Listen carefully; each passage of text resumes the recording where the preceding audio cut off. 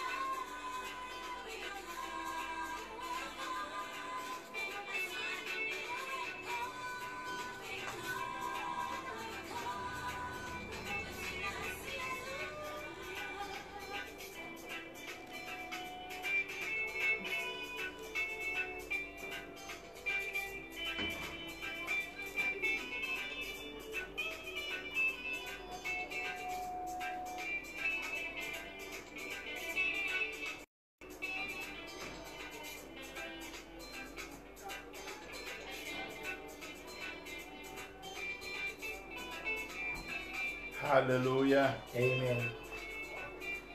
Tusanso kubalaba mwenna abooluganda. We are glad to see all the brethren. Ke kaseera kaffe.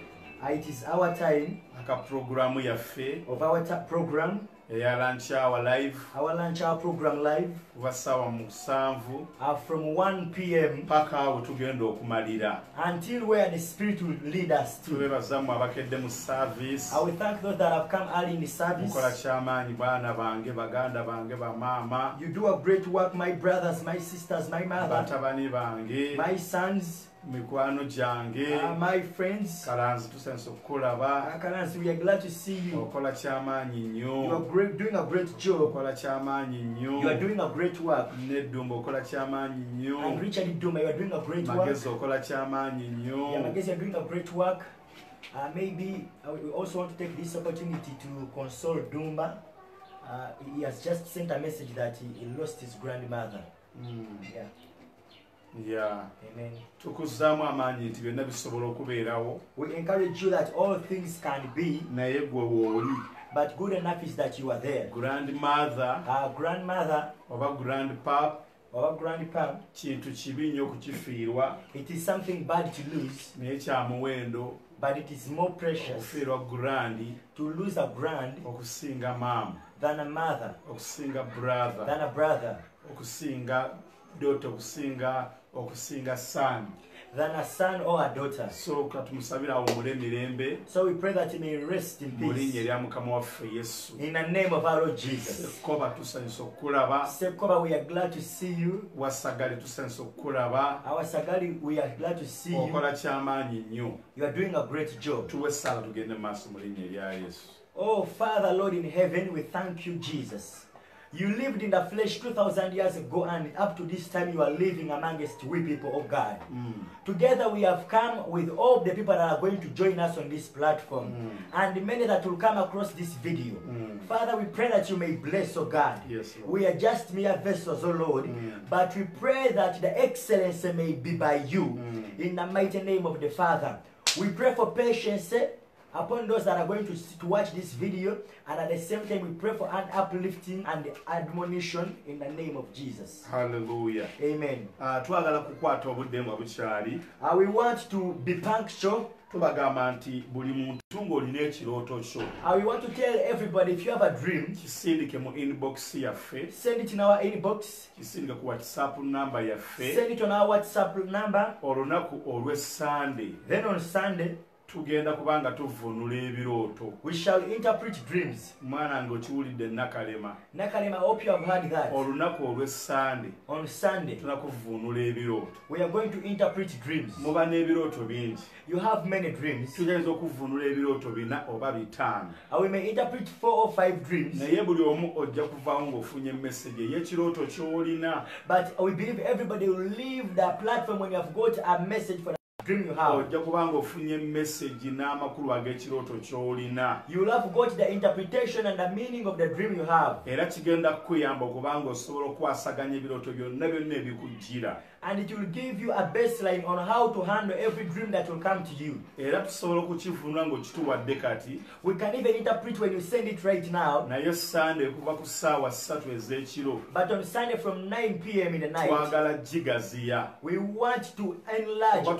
tunaakoleranga essaawa 2 whether we shall go for 2 hours, kasa wabeerawo abantu be tulina okuvvuunula ebirooto as long as we find people who interpret their alina dreams. ekibuuzo ojja kubanga obuuza If you have a question, you will ask your question. ebintu byonna bye twogera okuva ku Mande All the things that we speak from buli Monday, alina ekibuuzo nga kisobola okuyamba abalala whoever's got a question that can help others, ojja kibuuzanga lunaku lwa Sande you'll always ask it on mu Sunday. saaviisi eva ku ssaawa 3 ez'ekiro. From that service from 9 p.m. in the evening, abaagala counseling those that want counseling, bw'ossaako obussa you just write. ng'ogamba bannange amannya gange You say my names. neffe kye tukolawo n'amannya tetujja kugoogera But what we do, when we are giving out the message you gave, we don't speak the names. tujja kwogerako erinnya limu lyokka. We speak only one name.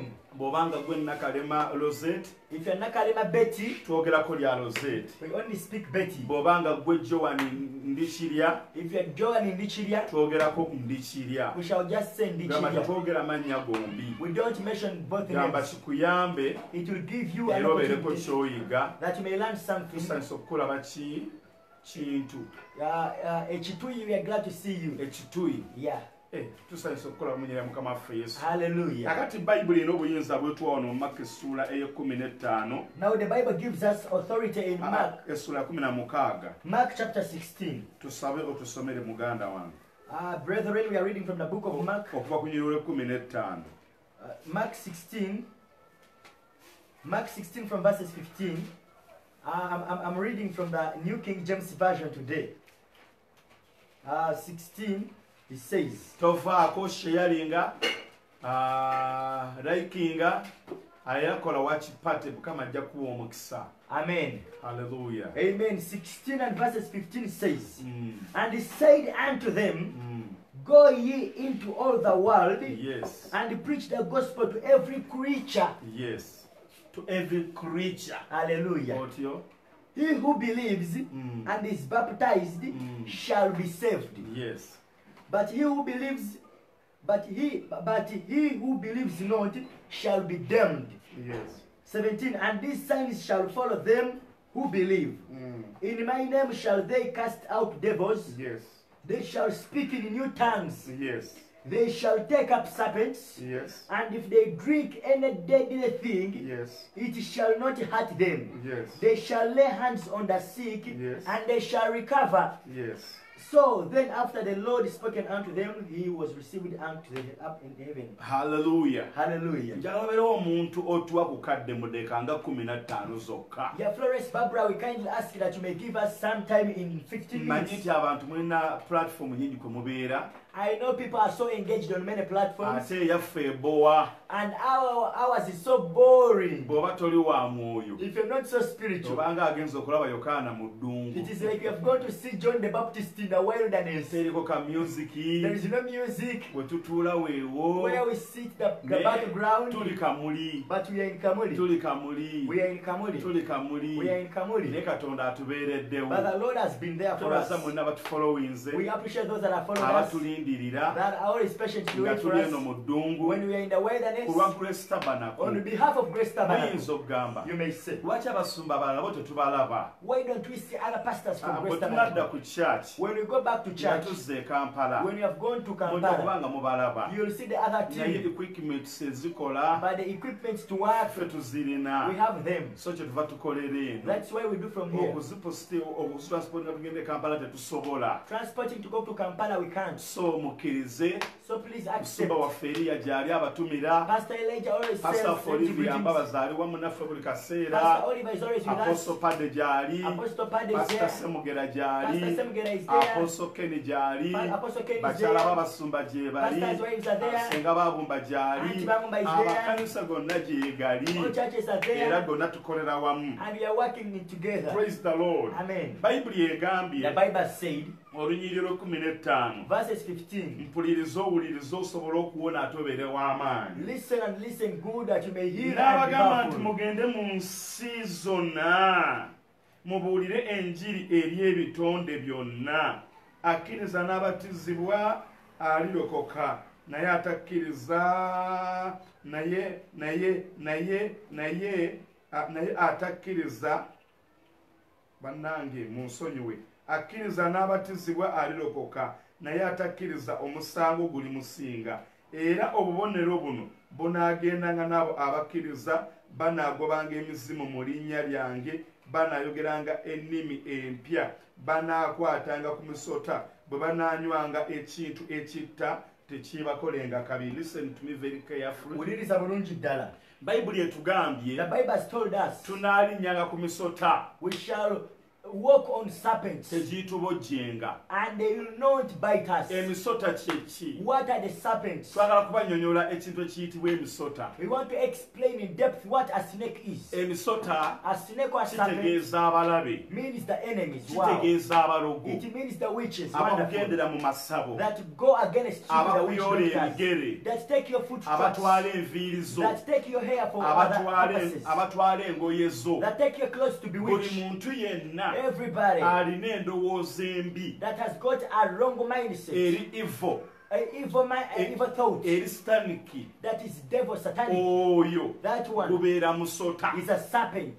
Praise the Lord. Amen. Oyo akukolako olugambo That one who gossips about you musota. is a serpent. Oyo akulinako The obujja one who was envious about you musota. is a Kati serpent. bayibuli Now the egamba Bible nti says ebintu ebifaanagana that ng'ebyo things of that life, tulina okubiwangula. we ought to overcome Ffe them abakkiriza erinnya lya as we Yesu. believe the name of Jesus. Teri ddogo lirina kutukwatako There is no witchcraft to tamper with kubanga us, kyawandiikibwa. for it is written. Teri ddogo eri Isirayiri. There is no divination against Israel. Teri musango eri abo abamukkiriza. There is no condemnation to those in Christ. Kakati gwe olina okumanya Now you ought to know nti tokkirizibwa that you are not bwe allowed, yalokoka who was bw'ali mu accepted kkanisa by Christ in church, eddogo kukwata. for witchcraft to Gye touch emisota.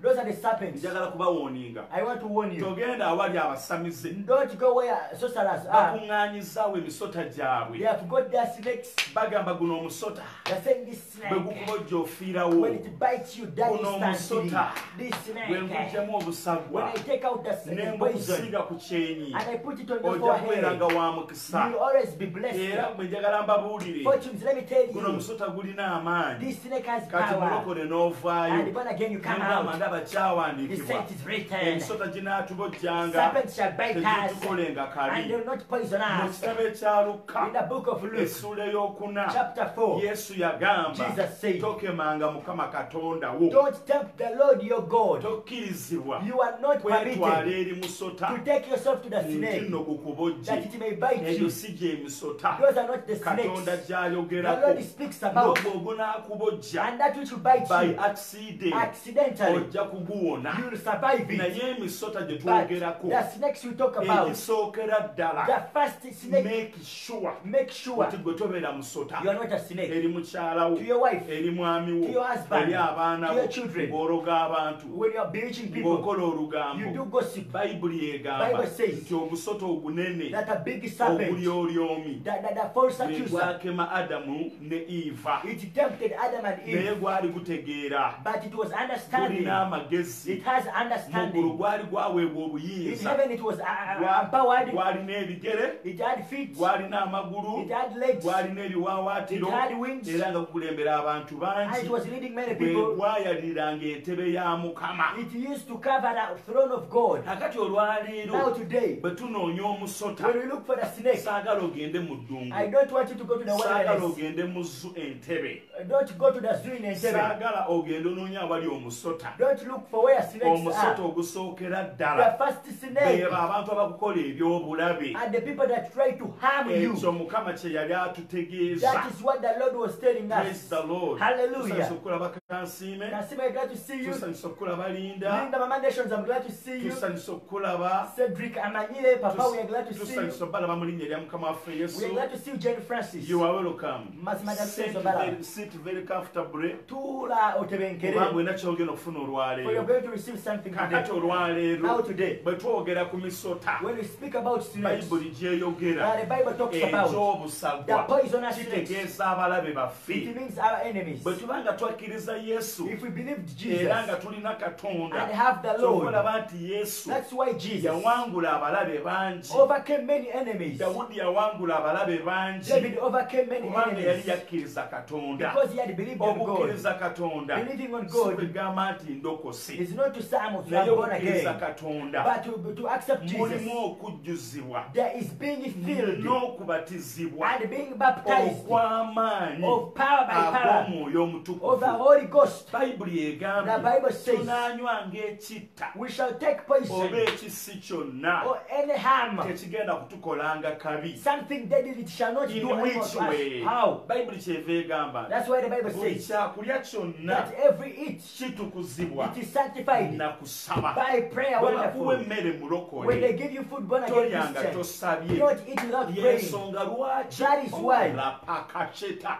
nzijudde omwoyo munaasonyiwa. Hallelujah. Yensonga lwaki That is why Sadraki, Shadrach, Mesaki, Meshach, Abednego Abednego, ne Danyeri and Daniel, baagaana okulya ku mmere ya kabaka. they refused to partake of the king's food. Mu Danyeri essuula esooka In Daniel chapter eyo 1, emmere that food, yalimu obutwa it had poison obwa Setaani of the devil obuli spiritual. that was spiritual. Praise the Lord. Hallelujah. Kati bano abasajja Now these men, ne bamanya they bwe knew tunabeera used ku mmere when eno tuneemanyiize emmere olumu eno, tujja kujjanga what time we shall come ng'enjala etuluma when we are hungry tuleme na kusaba and we shall fail to pray.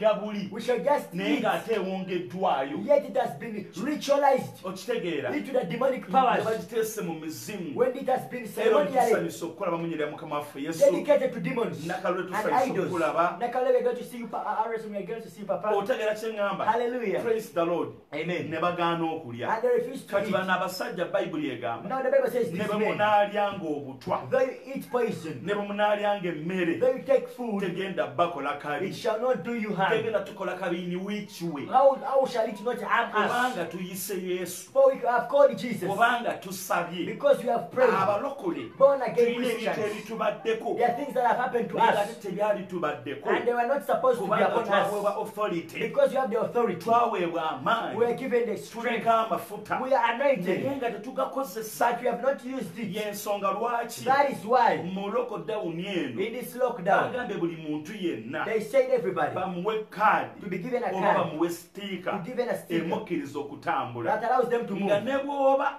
osobola okuyitawo And if at all you are able to move, bakubuuza sitiika yo eriwa. they'll ask you, where is your bwe sticker? batuyita ku mbaga When they invite us for batuwa wedding, invitation they card give us invitation bw'oba cards. togirina If you don't have, yadde bakumanyi though they know you, ojja kuddayo. you will go back. Eyo ye policy. That is the Kati policy. polisi yaffe Now our policy, ffe abaana ba we the Katonda children of God, enjaba ez'obusagwa are that, yes, enjaba are the ez'obusagwa poisonous scorpions emisota and the serpents. gyegiriwa Where are they? be balabe baffe. Are our enemies. Tugenda bawangula How tutya shall I overcome nga them? tuli mu mwoyo When we are in the nga spiritual, tujjuziddwa mu when we are Katonda filled in the nga Lord, tufaananga Mukama waffe when we are Yesu like our Lord nga Jesus, tutambulanga Mukama we waffe walk like our Lord Yesu Jesus, olw'amalogo then witchcraft tegagenda tusobola. shall not manage us. Abalabe The enemies tebagenda kutusobola. shall not stand against us. Abatuwayiriza Those that follow us like tebagenda you kutusobola. shall not manage Mu Luka us. essula ey'okuna Luke chapter 4, Bayibuli egamba Bible says, nti Yesu Jesus, mu Luka essula ey'okuna okuva ku nnyiriri 18 from verses 18, Luke bwe 4, yasoma ekyawandiikibwa when he read the scripture, n'agamba nti omwoyo wa Mukama ali ku he nze. said, the Spirit of the Lord God is upon me.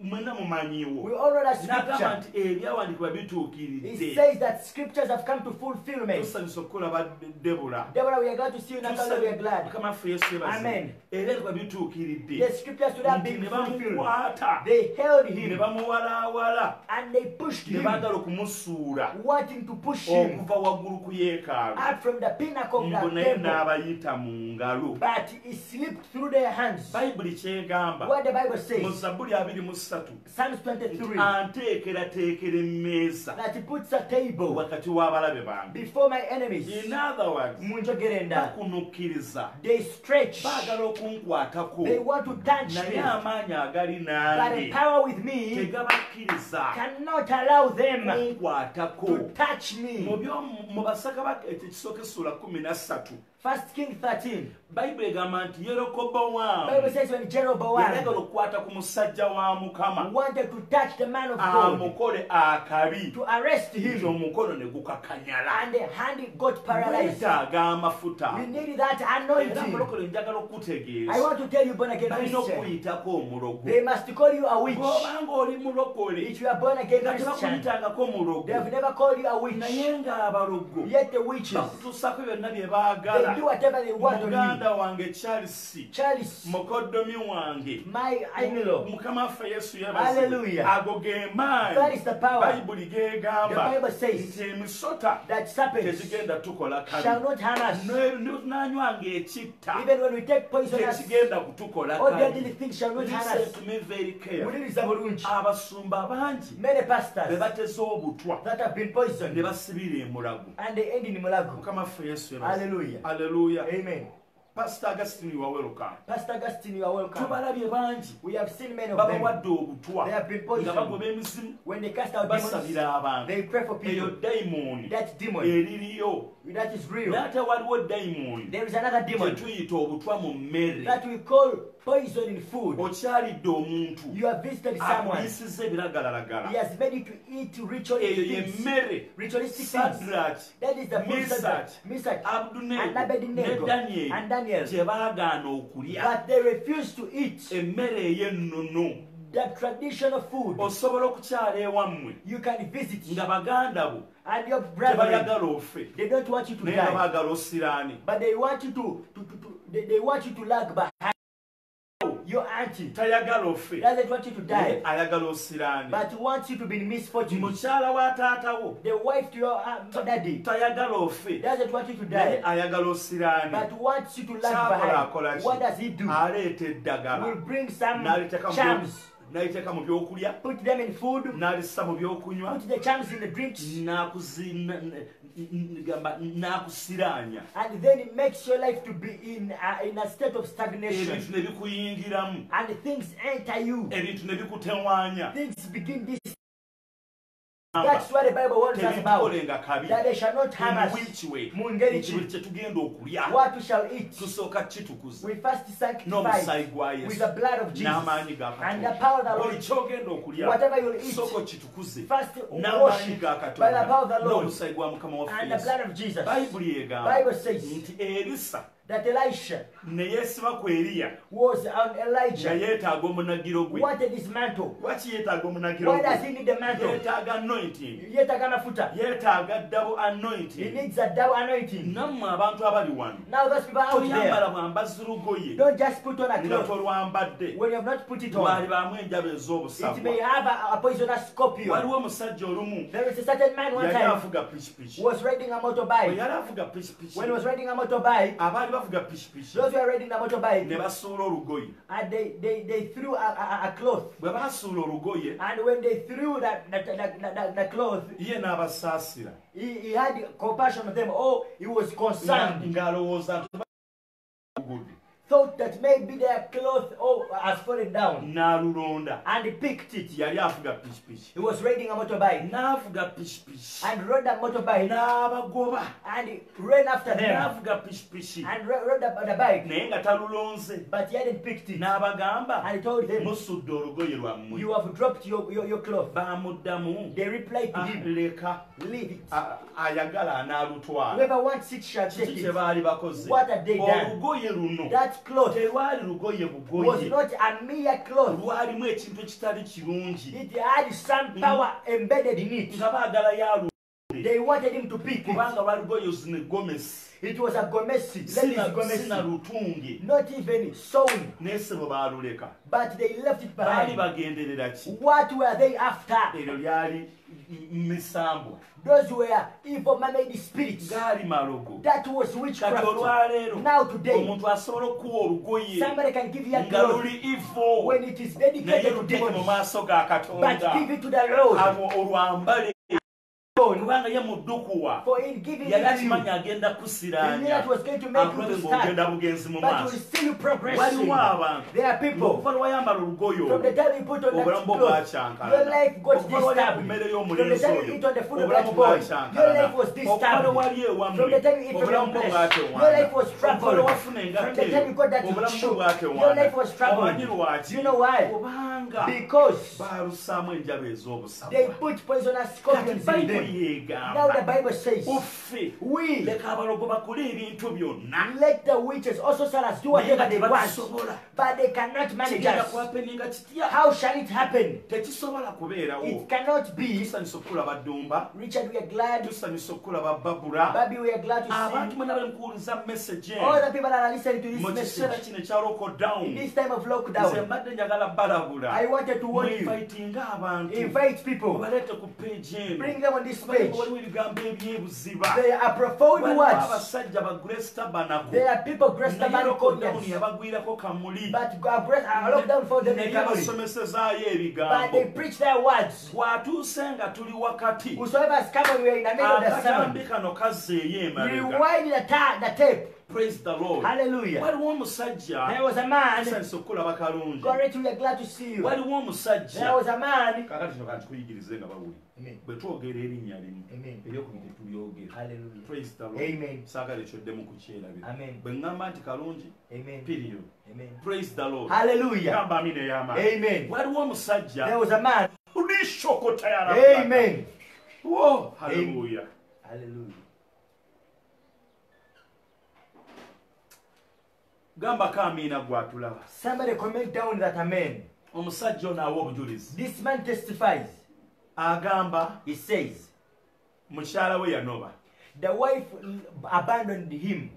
mukyala we bw'anoba And when the wife abandoned naye him, bwe baali basula awo where they were staying, waliwo omukazi n'abantu abalala naye nga alina ssente ng'abayamba n'abawaako n'abaliisa there were his neighbors whom he used to help. He used to give them some money. omusajja ono This man whose wife had abandoned him. aha, Amen. bw'asala amagezi n'amuliisa When he devises means to feed these kumpi people, nekitwala emyezi nga 6 it took like 6 naye months. nga yakikola mu bulungi But he was doing it out of a good kati heart. olunaku olumu enkuba n'etonnya One day it rained. olunaku olumu enkuba bw'etonnya When it rained, omukazi teyaddayo the wife never went back. ate naye nga bw'omanyi As you know. ne beegatta Oh, ne beebaka bonna and they slept together. They omusajja yalina petrol station station of oil. yalina omulimu He mulungi had a good job. yalina obulamu obulungi Had a good job. naye okuva olunaku But from that bwe day, yeebaka ku mukazi ono he slept on this woman. up to today Paka kati.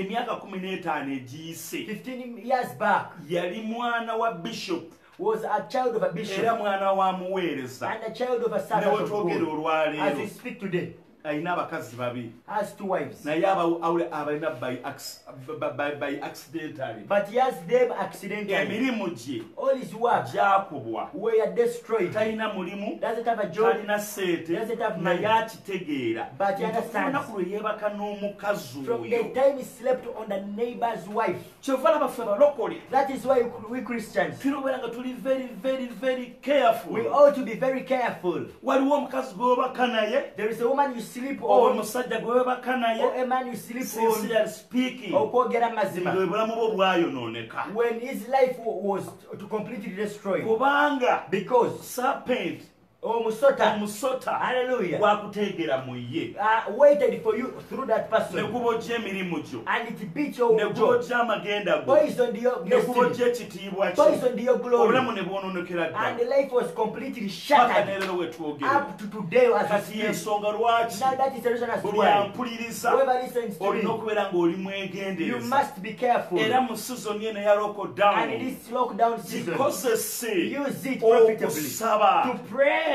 jjukira Remember, buli musajja every man, buli mukazi every woman eyali akusemberedde that has ever come near you, olina there ebikutambula are things that move in your olina body, ebikulinnya ku the mutwe things that come over your head, obwongo bwo n'ebirowoozo bibula and your brain and understanding is jjukira lost. gye wali olidde Remember where you jjukira ate. gye wali onywedde Remember where you took something. praise the lord Hallelujah. naye bayibuli But the egambye Bible says, nti abo abaamukkiriza now those who accepted him banaagobanga emizimu shall drive out demons, banayogeranga ennimi empya shall speak in new tongues, emisota tegibakolenga kabi And snakes shall not harm them. bananywanga ekitta tekibakolenga They will kabi take deadly things and they will not harm ekitta them. kyekiriwa What is that deadly thing? ogenda kusangawo Where obutwa shall you find tolya poison? buli w'osanze Don't eat wherever you find. tonywa buli w'osanze Don't drink from whatever you tokwata buli find. engalo Don't z'osanze shake every hand. totwala buli kirabo Don't take every ky'osanze gift given to togabira you. buli muntu yenna Don't gw'osanze give out anyhow. ogenda kugabira omuntu You give out to someone ekikolemu nga kigamba when he has a cast that kino says, yali muyamba whoever akolimiddwa. that shall help is cast. Praise the Hallelujah, Lord. amen.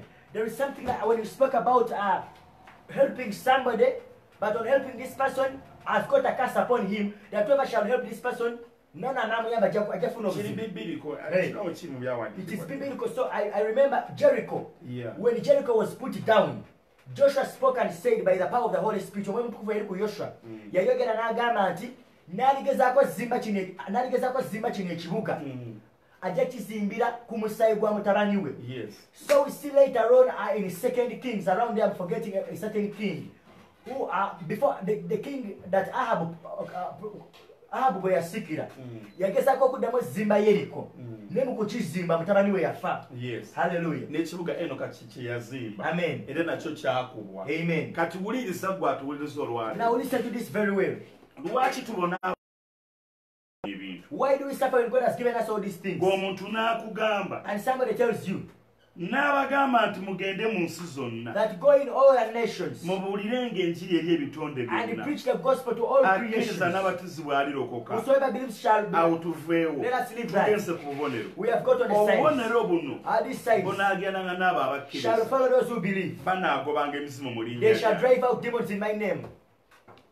Banaayogeranga ennimi empya. They shall speak new tongues. Banaakwatanga ku njaba ez'obusagwa. They shall catch poisonous serpents. Teziibakolenga kabi. And they shall not do them any harm. Praise the Lord. Hallelujah. Praise the Lord. Amen. Katugenze ku nnimi Now empya. we have got to the new tongues. Ennimi zino Now empya the new tongues, twagala kuziraba we want to see them mu byawandiikibwa. in the scriptures. Soma ebikola by'abatume essula ey'okubiri okuva ku nnyiri olwokutaano.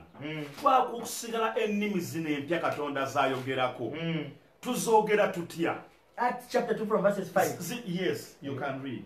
Amen. The Bible says, and there were dwelling at Jerusalem Jews, devout men out of every nation under heaven. Now, when this was noised abroad, the multitude came together and was confounded because that every man had them speaking his own language.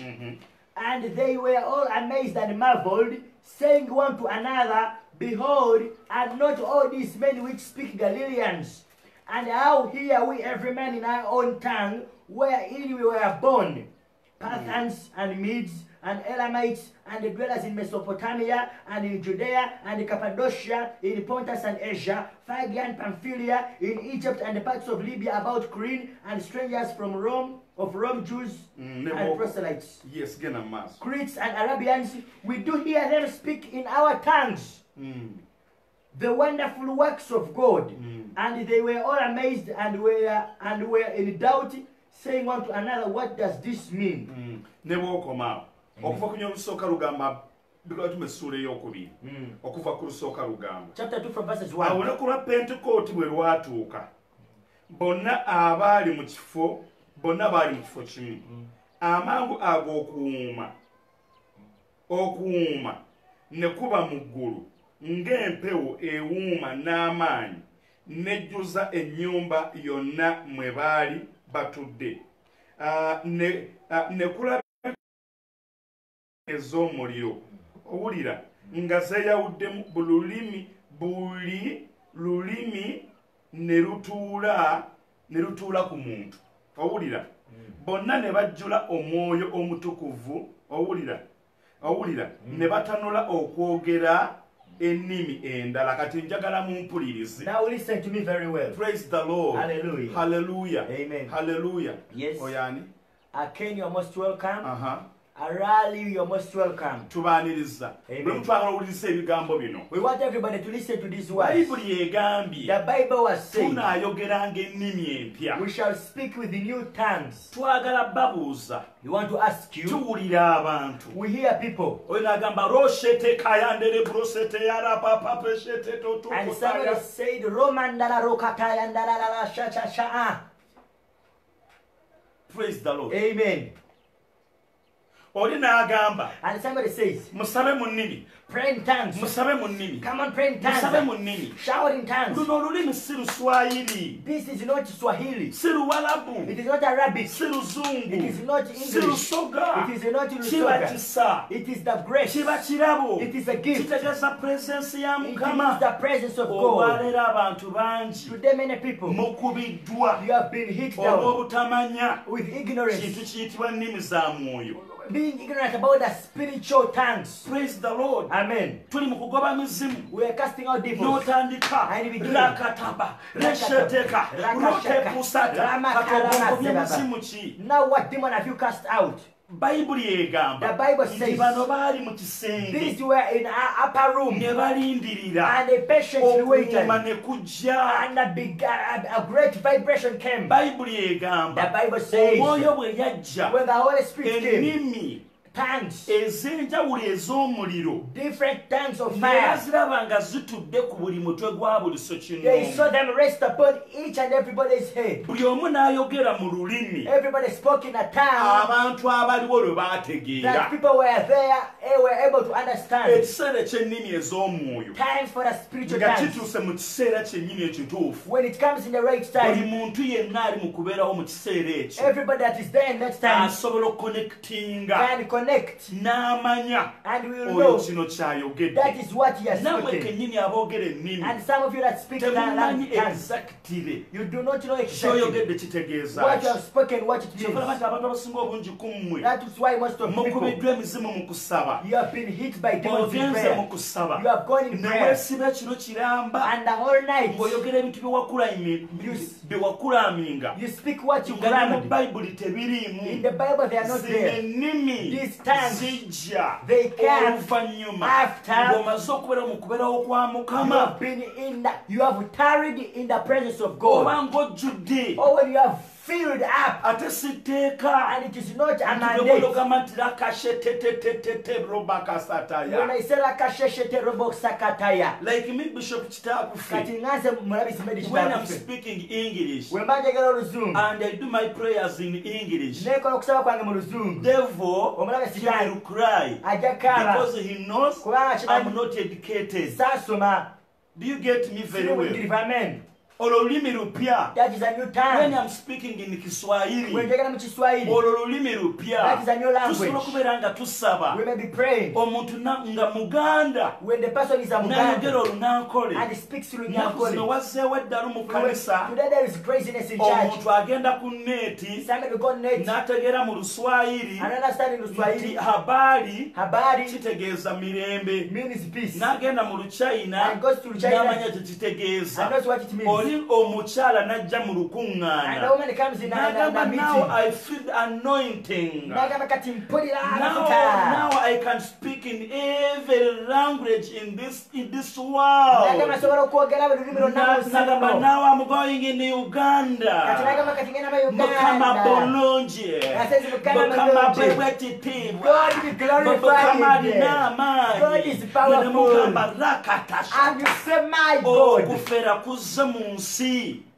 seriously, calling has come in the world. Yensonga lwaki mu olwaleero That is why today, abantu mwe betusumba people that we pastor, muli ebintu ebivundu. you eat rotten things. Mwetisse ebintu ebivundu. You are carrying rotten things. Muwulira ebigambo You ebivundu. hear rotten words. Muwulira ebigambo ebikoppe. You hear copycats. Nze nina we nakoppye. I copied Naye nga something, gwe nakoppye. but whom I Naye copied yakoppye. also copied. Ngenda okujja nze okwogera By gy'oli. the time I come to speak to Nga bwe you, lubeera gundi land title If it is a land title, nga gwe nkuleetedde photocopy ya 8 I have brought you the 8th copy. oh my Photocopy. God Amen. kyekiseera mmwe balokole mwenna abaalokoka It is time for all those who beera accept Christ. n'omusumba Have a pastor, tomucriticizinga don't naye criticize, beera ng'olina amaanyi but have power in you. waliwo owooluganda kamalize kambawo obujulizi buno Let me give you this testimony. There is a brother, n'okufa yafa he even died mu mwaka ogwa 97 in 97. nali mbuuliranga naye enjiri We used to work together in door-to-door evangelism. kiza twamuleka organizings Nedda. kiza tusanyusa okukulaba We are glad to see Jesus. tukussaamu ekitiibwa We manyi honor you. listen to me very careful Hallelujah. nga bwe twabuuliranga enjiri Like we used to move together to nga preach the yanze gospel. tulira ensawo He used to carry my nze bag ne mbuulira enjiri and then I preach abantu ne balokoka and people accept Christ. n'olumu twagenda okubuulira enjiri One time we went to preach the gospel. sayidize eyo mundeeba mu butaala In Mundeva called nze Butala. mba mbuulira enjiri I was yange preaching my gospel. bagayi baali bazannya matatu Guys were playing cards. bali mu kunywa They njaga were taking their Nabagamba marijuana and kati nga smoking. mmwe And they said like munywa you. bunywa enjaga They just take bamuka smoking ekikonde weed. ekisooka They gave him the first blow. bamukubye The ekyokubiri second one. nzija I okumutaasa come to say, nange ne bampisaamu they ekyamu also gave him my own blow naye separately. nze nali nnamuko waaka But for me, I had some work in me. nenkyangachanga mwawe Ochongedde bulungi waka. Yes. Amen. Ne batya. And they feared. ne bagamba gweobuulira enjiri ate nga bw'okuba abantu And they said you preach the gospel beating ne people. mbagamba twaweebwa byonna praise the lord bw'oba ngaolira ngambako nti amiina Amen. naye But nga tumaze okubuulira after preaching, kumba engatto yange my shoe, nalinnya kuleerwe bweti I stepped on the rail, ekikondo ne kivaako and the heel, the soul came kati off. ngenda okutambula By the time I moved, ng'ekikondo ekirala kiwanvu ekirala kimpi one shoe was raised, another one was flat. nze ayogera nammwe The one who's taking twogera to mu you. 97 We are speaking of abamu 1987. kummwe Some abampuliriza of you are listening to mwali me. ba myaka 10 You are 10 years. era oyo yali omukulu ennyo ku The mwampuliriza one who was more older, and others who are listening oli mu to me. myaka gyange You are maybe in my omulala wali age. tonnaba kulokoka Another you are not accepting waliwo Christ. eddalu erize mu kkanisa Now there is some madness that has come in waliwo church. obufere obuzze mu kkanisa There is falsehood that has come in nammwe ne church. bubakwata And it has also captured you. tosobola kutandika kusaba You cannot start praying mu nnimi in tongues. tekisoboka It is impossible. tulaba abasajja ku tv We see people on TV. boogera bulungi They speak fluently. speaking tongues Pray in the spirit, pray in the spirit. balina buli kyabugagga kyonna They have every treasure. balina tv They zaabwe have their big mubaagala TVs. nnyo okukamala You love them so But let much. me tell you, Leka nkubulire mu ekimu. bayibuli In the Bible, bayibuli egamba the Bible says, baali mu kisenge baaliwo ennaku They were in the upper room for some days. tusanyusa okukulaba ddola kitegeeza We are happy to see that. It baali means bamaze kujjula they first be filled. olaba ne bw'otandika okusaba If we are told you to start to pray, olwawo connectinga you take some time to connect. osaba You bw'oyayuuya pray while yawning. katonda n'omuyita akatunda And you call the Lord a passion mu fruit. linnya lya yesu n'omuyita muka yesu Instead of in the name of Jesus, you say the mother to Jesus. mu kifo kyogamba ngoba emizimu n'ogamba nsumulula emizimu Instead of saying I cast devils, you say I release mu kifo demons. kyogamba ngoba emizimu n'ogamba yesu genda Instead of saying God devil, you say Ebyo God byonna Jesus. You know all that How has happened comes to nti you. otandikirawo okusaba How comes you start praying? n'otandika in tongues Noyingirawo mu nnimi. tekiriyo It is not there. mbabuuliranga taata I tell you as a father. mbabuuliranga jjajja I tell you as a grand. omuntu bamala mubulokola emyaka 10 abeera akuze When somebody takes 10 years in salvation, is nze najja grown. bulokole nga nina emyaka gyali 21 I came in salvation at 2021. kati nina emyaka 44 Now I'm 44. tonzannyirako Don't play with me. kyenjogera nkimanyi I know what I'm speaking era njagala about. okitwalumire mukama waffe yesu I want you to receive it in the name of Jesus. tumusime tusanyusa okulaba Hallelujah. kati wuliriza Now listen. wuliriza Amen. wuliriza Amen. brother ono Now this brother, nambulako okumala emyezi gyalinga 6 I went away from me for like 6 months. nali ndyawo ng'akomyewo Then later on he came. akomyewo nenabbi He came out back with a nga prophet. bagamba tuzze And they told me we have nsumba come. ndeese omusajja mukama gwe yangatako I have brought the man who God nange joined nkomaza you with. omulimu gwe wankolamu I thank you for the work you did in naye me. omusajja ono azze tusabeko But this man has come that we may pray. nemugamba naye mukama But I said, oh my Lord, Let me humble myself. tutandise okusaba We begin to gaali pray. aŋŋambiddewo He tells me, tandika okusaba mu mwoyo begin praying in the spirit. tandise okusaba mu mwoyo I began praying in the saba spirit. mu nnimi Pray in tongues. konze ntya And I said, how? naama gwe tofaayo Don't care. gira bugizi Just kikopo chikopo, kopo kopo, koto koto, kata kata, katikati takaya kopo kopo katakaya. kataya Kopo konze kataya. ntya amiini And I said, zikatigambe so can you say so? wa Wa, ni ni. gamba so wanepo sotopura So, and kati nebinnema I failed. naŋŋamba I told him, kwata ekikopo take a cup. nenkikwata I got the cup. naŋŋamba tandika okunywa Told him, begin taking. neteeka okunywa And I began taking. kata omwoyo ayingira Now the Holy Spirit omwoyo entered. yingira Spirit omwoyo entered. yingira Spirit entered. omwoyo yingira Spirit entered. omwoyo n'agaana And the Spirit bwe failed. baavaawo ne bagenda When they left, ngenda okulaba nga brother oyo I saw this brother. ng'alinga embaata He was like a duck. nga yenna afuumuuse vvu When he was pale, mba ngenda okumutaasa like the skin was wasting off. mba ngenda okumutaasa When I was trying to help, embaata yo neewako neyagala okuntuga and that nenwana naye I fought with him. mumanyi ekiriwo Do you know olwaleero what is here today? emyaka 10 emyaka giweze 10 Now it is 10 years. ali magombe yafa Oh, he's in the grave. He died. yagenda okufa By the time he nga died, yagwa he had nga backslid. n'omwenge anywa He was taking alcohol. kubanga ennimi ze yali ayogera Because the times he was teri speaking, kigambo ky'oyogera there is no word that he speaks ekitaliiko mwoyo mabega by the Lord. kati buli ky'oyogera ky'otomanyi Mm.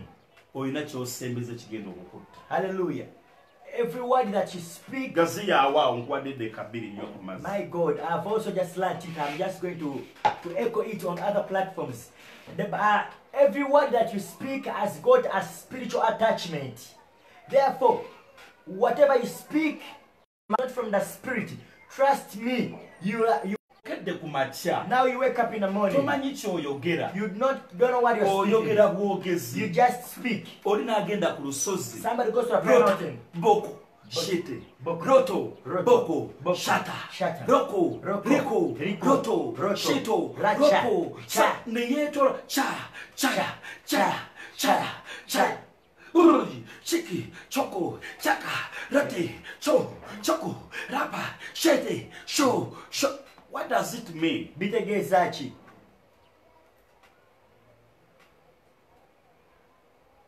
Batugamba kwogera mu nnimi empya They told us to speak in new tongues. n'ekintu kiri special. But it is something so Nze special. naakamala mu bulokole emyaka 25. I have spent in salvation 25 years. Naakabulirako mu mwoyo emirundi ena ne mmala essaawa nnamba nga njogera ennimi ze simanyi naye nga ntegeera bye njogera emirundi ena. It has happened to me 4 times when I'm speaking in new tongues.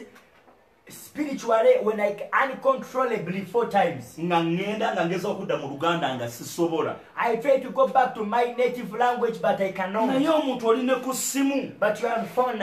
oyogera n'abalala You are speaking to other people. ng'ogamba nti oli mu nnimi za And mwoyo you say that you are in tongues. ezo oli mu nnimi za Setaani You are in the tongues of the devil. era olina ekizibu ky'otomanyi. And you have something that you don't know. twagala oyingire mu mwoyo I want us to enter the spirit. olunaku lw'oligibwako amaanyi agoogera mu nnimi eziriyo The time you will power will fall upon you to speak in real tongues. ogenda kufumbirwa You will get into marriage. gyeziri They are there. era lulamu And it is there. neeyo kulaminga eya robosataka kyekimu ku bifaananyi ku byo And that Robo Saka, it is one of the pictures or images. era kiri paati ku byo. And it is part of it. Praise the Lord. Amen. Naye Katonda lw'alikuwa omukisa, my friend. By the time God will give you an opportunity. Hallelujah. Amen. Hallelujah. Amen. Katonda lw'alikuwa omukisa. The time the Lord will give you an opportunity. N'obulirayo. And you go deeper. N'osabako essaawa emu. And you pray for a full hour. Mu nnimi ezo. Amen. N'akuwaako essaawa emu. Amen. You can read. Hallelujah. Praise the Lord, brethren. Someone has posted here something saying that a certain pastor told me to hold hands and pray with those who can speak in tongues. But after some minutes, he said you have not changed to tongues, then you have some demons. It is like this. She's saying, omusumba omu yamugamba bakwatagane emikono basabe mu nnimi. Kati mu kusaba naye tasabe mu nnimi. Then omusumba n'amugamba nti atokyusa olimu emizimu munda kitegeeza. mukuba yengategedde mu nnimi alimu Listen emizimu to mu me nnimi. very carefully. Amen. Gwe gwe wali mu mwoyo. You were in this. Now, my sister, it means that it is you that was in spirit. gwego wali mu mwoyo You were in the spirit. bali The others bannabbi b'obulimba are the false abali prophets. mu bassekabaka ekyokubiri That in the second Kings, bassekabaka ekisooka first Kings essula ya 22 22, abayambalira kabaka amayembe that put on horns for ne the bagamba different nti king. bwoti bwogenda okutomera abaki okutomera abalabe bo That's how you hit your enemies. kati gwe wali mu mwoyo Now you are in the wali spirit. tosobola kufoojinga You could not forge. mwenna njagala bagamba abandaba I want to tell all those that are viewing me. kanjogereko nga tamala oba omuntu yenna Let me speak like Tamara or any other olunaku person. lw'olyogera mu nnimi The day you speak in tongues n'obulirayo and you go bw'oliddamu deeper, okulaba ekizibu kyo when you see your problem, ogamba nga tisiri muweereza you say that I'm not a minister of God. Erase my name among the ministers of God. Christopher, the day you enter in tongues, when the Spirit has fallen upon you, and you see the problem you are praying for when it is still standing before you, go and erase or delete Pastor Chitakofe among the genuine ministers of God. onzijangamu Hallelujah. nga tokulaminze nkulaminge When you have not just naye crammed, ne kijja but it comes, n'owulira ng'okyuse bw'oti feel you see that nga you are tokyasobola transfigured. kudda You nga cannot come back. tokyasobola kudda You cannot nga come tokyasobola kudda uncontrollably. Hallelujah. kiyinza okutwalira ennaku 3 It may take you 3 days ng'oli mu kifo kimu when you are in one place, at the same time mu kiseera kye ne kimu, kigaana n'okujja. and it even fails to come.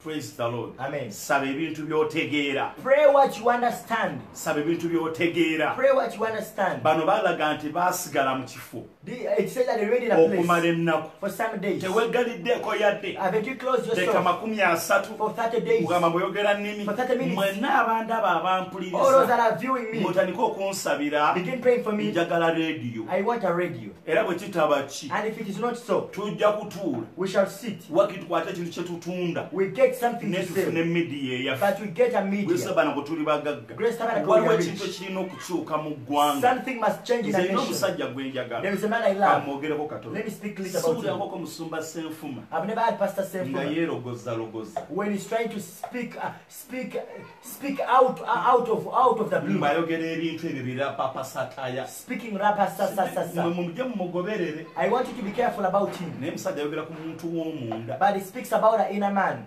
Kirungi. It is good. N'ebyo bye mutontoma But what you just speak out birina akakwata. have got an attachment. Nze nina obuzibu. I have a problem. Njagala nnyo okwogera Oluzungu. I love to speak English. But my wife told me Ne mukyala wange yaŋŋamba I'm not confident. tonnabafuna buvumu obwo. Okitegeera? Amen. When I'm speaking English, I can start papa. Kwegamba oluzungu ndutegeera bulungi nnyo Yeah. era ncommunicatinga freely teetaga interpreter. Yeah. Naye obugira nti Sinnaba kwekkiririzaamu. tanaba kwekkiririzaamu kugamba nti ayimirira okulukozesa nga eggaali Okubalansinga, kitegeera? okubalansinga mu bantu mu nkuŋŋaana ennene. Muyinza okubaamu n'embogo entonotono. There may be some are broken. Kaakati awo ke mugira Rosotokorubrasata. Now that Robosoko, Eyakoogera the one who spoke it, ddala yakajja mu ggulu. got it from Naye heaven, yali akategeera. but was Naye understanding bwe it, tokategeera. but you don't understand it. Hallelujah! Hallelujah! This is my service. Mbabika mu musaayi gwa Mukama waffe I cover in the Yesu. blood of Jesus. Olunaku On olw'Essande Sunday essaawa 3 ez'ekiro at 9, tugenda kuddamu ebibuuzo, we are going to answer questions. tugenda kuvunula ebirooto. We are going to interpret dreams. Alina ky'oyagala Whoever okwogera, has what to speak, olunaku olwo twegatteko. join us on that day. Amiina. Amen. Lunch hour yaffe Our lunch hour. zino ze ssaawa zaayo This is its time. kuva ku ssaawa 7 From 1 p.m. twegatteko. You join Ate us. ekiro And at night, tutandika ssaawa 3 we are starting at 9. twegatteko. Join us. Twegatteko. Join us. Buli kiro ssaawa 9 ez'ekiro golokoka osabe. Every night, please join us. Akatambi kano genda okatereke. Go and start this video. Kasheyalinge. Share the link. Ku YouTube ojja On YouTube, you kasangayo. will find it there. Tubuteekayo. We post them So there. tubakubiriza. We encourage you. Katonda abongere The omukisa. Lord to bless you. Mwebale kutugabirira. Thank you for providing. Twongere sente za airtime. Idas more Abali e airtime. London, Those in London. abali mu America, Those in USA. abali Abu Dhabi, Those in Abu Dhabi. tuli eno Kamuli, We are in Kamuli. tetulinayo olusuku, We don't have a tetulinayo plantation. nkumbi, We don't have a home. Katonda yekka But only God. abakozese, Let him use you. naffe atukozese And use us okubayisa mu kaseera to kano make us pass through nga this muli situation b'amaanyi. when we are powerful. Naye But muli b'amaanyi you are powerful. mu linnya erya Yesu. In the name of the Father. Bye bye. Hallelujah. Hallelujah. Hallelujah. Amen. Amen and amen. We give him glory.